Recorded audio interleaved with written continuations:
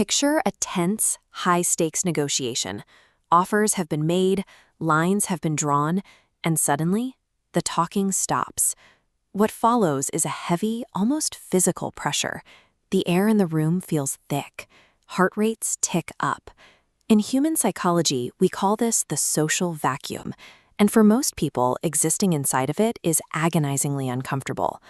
As the agonizing seconds pass, the tension builds until someone inevitably cracks. They open their mouth, not because they have a strategic point to make, but simply to release the pressure valve on that dead air. In their rush to fill the gap, they start talking, explaining, and unraveling. They offer unprompted concessions, nervously over-explain their position, and reveal information they never intended to share.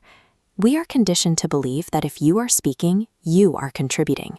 We equate constant broadcasting with leadership and authority. But by impulsively patching an awkward void just to soothe your own anxiety, you immediately hand your leverage to the one person at the table who was perfectly comfortable sitting in the quiet. This chart shows the underlying math of conversation, an inverse relationship between speech volume and perceived value. It illustrates verbal scarcity. Confident people don't treat words like an endless stream. They are a finite, valuable resource, maximized by saying less. Compare that to the loudest person in the room. Constant talking often signals deep insecurity and a need for validation. They feel required to prove they deserve to be there every single second. The calmest person creates a strategic asymmetry. By remaining quiet, they absorb all the frantic information being thrown around by the overtalker, while giving absolutely nothing away to be used against them. True conversational control does not come from dominating the audio space.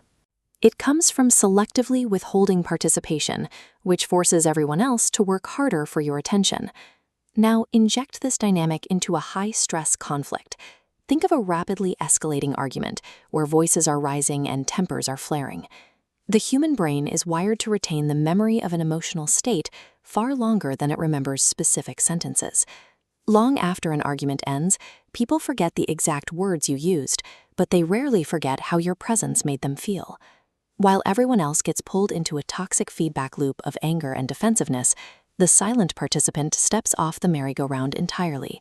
They sidestep the trap of emotional reactivity. This triggers the curiosity effect.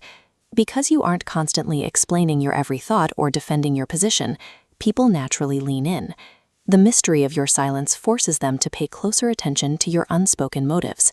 Inside that quiet, you gain intense cognitive clarity. You can assess the situation objectively, spotting flaws in the other person's logic while they remain completely blinded by their own adrenaline. By refusing to match their chaos, your silence acts as an anchor. It dictates the emotional temperature of the conflict, eventually forcing all other participants to cool down and adjust to your baseline. It is easy to look at these dynamics and label them as dark psychology, a predatory toolkit used to pull the strings of unsuspecting coworkers or partners. But wielding quiet to manipulate people or make them feel small completely misses the true purpose of the discipline. The real source of this power is emotional regulation. It is the ability to maintain your own internal stability when external pressures are actively trying to break it. It is the conscious decision to hit the brakes, to pause, analyze the reality of the situation in front of you, and formulate a purposeful response rather than just spitting out a knee-jerk reaction. The strongest mind isn't the loudest one. It is the one that can sit inside the suffocating pressure of the social vacuum and continue to breathe normally.